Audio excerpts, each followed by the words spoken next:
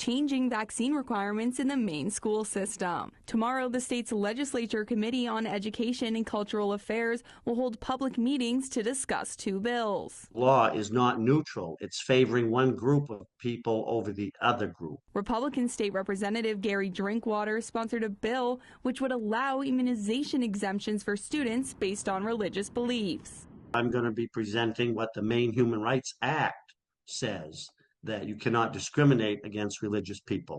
Under state law in Maine, students enrolled in elementary and secondary schools are required to have a certain number of vaccines to attend school. But in some cases, medical exemptions are allowed, something Drinkwater says is unfair.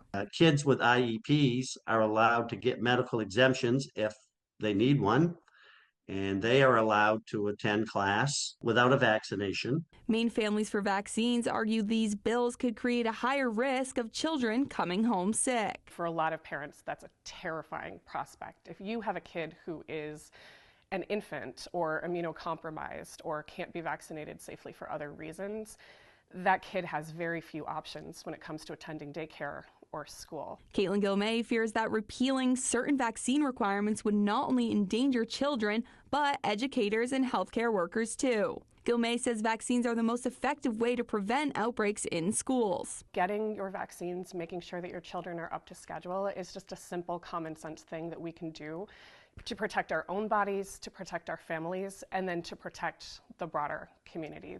Similar bills aimed at limiting or reducing vaccination requirements in the state have been presented in past legislative sessions, but did not make it over the line. In Augusta, Allison Lapierre, CBS 13 News.